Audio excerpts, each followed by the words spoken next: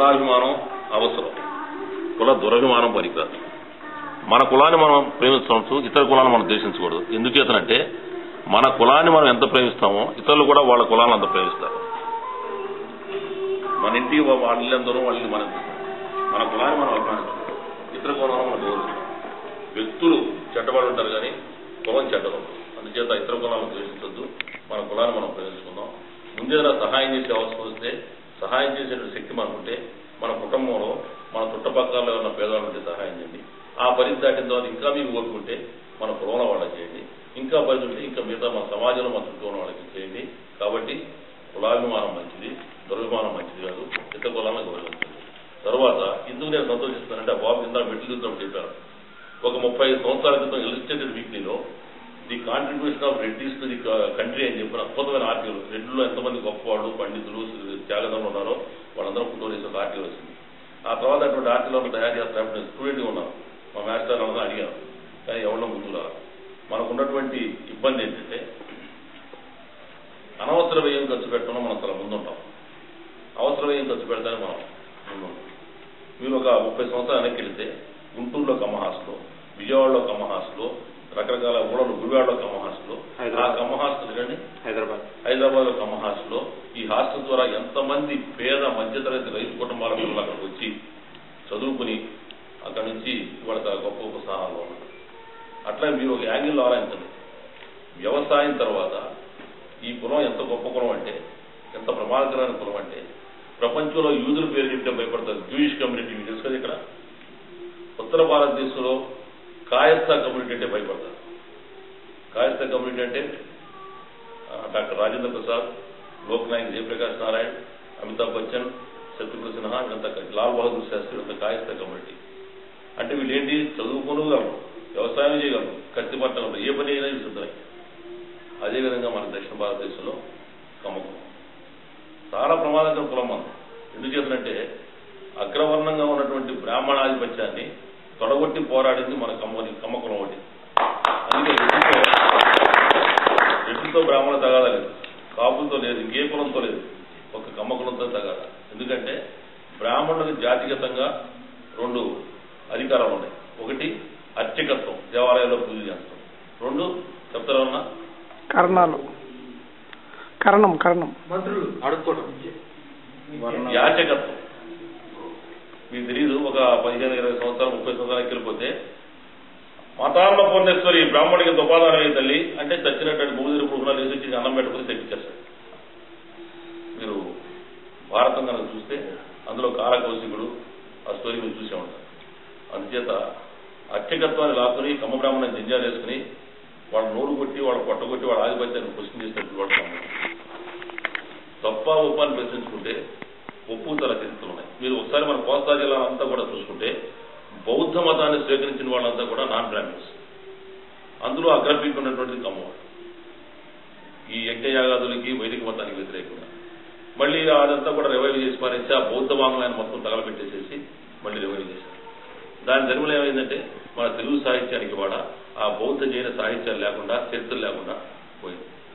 అయితే ఇందాక నేను చెప్పినట్టు ఇతర కులాలను మనం ద్వేషించవచ్చు, అదేవిధంగా బ్రాహ్మణత్వాన్ని ద్వేషించవచ్చు, బ్రాహ్మణులు ద్వేషించవచ్చు, బ్రాహ్మణత్వాన్ని ద్వేషిద్దాం. ఇప్పుడు అన్ని కులాల్లో బ్రాహ్మణులు తయారైపోయారు. బ్రాహ్మణుడు అంటే బ్రహ్మజ్ఞానం కలిగినటువంటి వాడు. బ్రహ్మజ్ఞానాన్ని, విద్యని చేతిలో పెట్టుకుని తన చుట్టూ ఉన్న వాళ్ళని ఎట్టా నాశనం చేస్తే ఇబ్బంది పెడతా వచ్చారో అట్టా చేసేవాళ్ళు అన్ని కులాల్లో తయారయ్యారు. కాబట్టి మనం బ్రాహ్మణత్వాన్ని వ్యతిరేకిద్దాం, ఆధిపత్యాన్ని వ్యతిరేకిద్దాం, బ్రాహ్మణ కులాన్ని వ్యతిరేకించదు, ఇతర కులాలను కూడా మనం ద్వేషించొద్దు. ఈ పిల్లలు చేసిన పని చాలా మంచి పని. దయచేసి అది దృష్టిలో పెట్టుకోండి. ఎందుకంటే ఇవాళ ఆంధ్రదేశ రాజకీయాల్లో చూసుకుంటే రాజకీయ నాయకులు కుర్చీ పిచ్చి తప్ప కులపించడం. ఒకనొక రోజున ఆంధ్రదేశంలో రాజ్యాధికారం అంతా బ్రాహ్మణ చేతిలో ఉంది. అయ్యదేవర కాళేశ్వరరావు పంతులు గారు, కాశీనాథ నాగేశ్వరరావు పంతులు గారు, చెన్నేటి విశ్వనాథం పంతులు గారు, నడింపల్లి నరసింహారావు పంతులు గారు, అదేవిధంగా భోగరాజు పట్టాభి సీతారామయ్య గారు, ప్రకాశం పంతులు గారు, ఇలా ఎవరంతా కూడా వాళ్ళ చేతుల్లో ఉంది. వాళ్ళ చేతుల్లోంచి వాళ్ళు వెన్నుపోట్లు పొడుచుకుని రెడ్డి చేతులకు అధికారం. రెడ్ల అధికారంలోకి వచ్చిన తర్వాత అత్యున్నత స్థానానికి సంజీవ్ రెడ్డి గారు పోటీ చేస్తే ఆయన ఓడించింది బ్రహ్మాండ రెడ్డి. కాబట్టి వాళ్ళ కులపించి కనుక ఉంటే ఓడించుకోరు కదా. తర్వాత ఎన్టీ రామారావు పార్టీ పెడితే ఆయన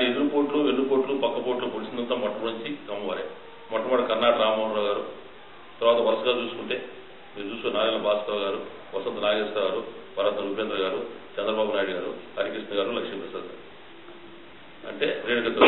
అంటే రాజకీయ నాయకులకి కుర్చీ పిచ్చి తప్ప కుల పిచ్చి ఉండదు. ఇది ఒక్కదాన్ని మీరు మనసులో ఎక్కించుకుని జాగ్రత్తగా కులం పైకి రావాలంటే అభ్యున్నతి చెందంటే చదువు కావాలి. మనకి మన సోదరులు ఉన్న చదువు కూడా సహాయం చేయండి.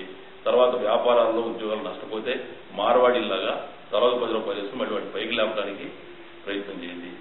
తర్వాత కవిరాజు తుక్కునే రామస్వామి గారు రాసినటువంటి సాహిత్యంలో ఆయన కమ్మ కులం యొక్క గొప్పతనం రాశాడు.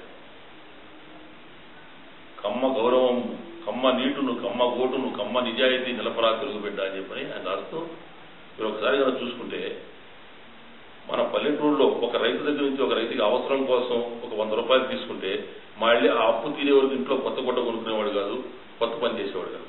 అప్పు ఎగ్గొట్టితే ప్రాణం పోయినంత పరిస్థితిలో ఉండేవాడు.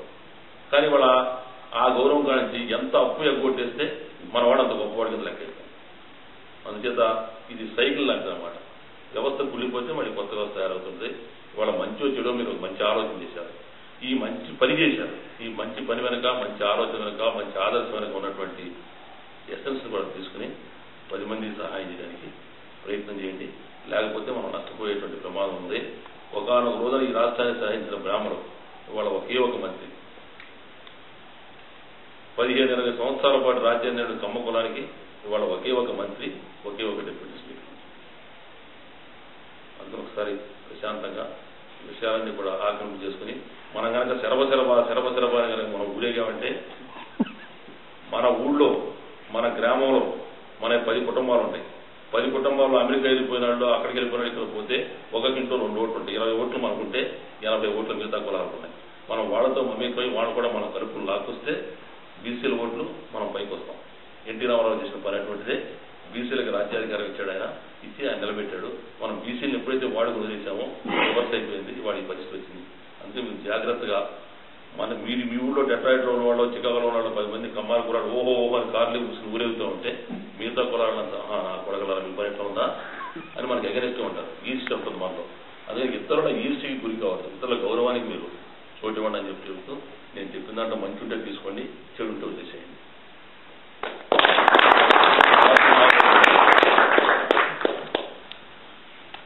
నాగభూషణ్ గారు తెలుసు ఆయన మీకు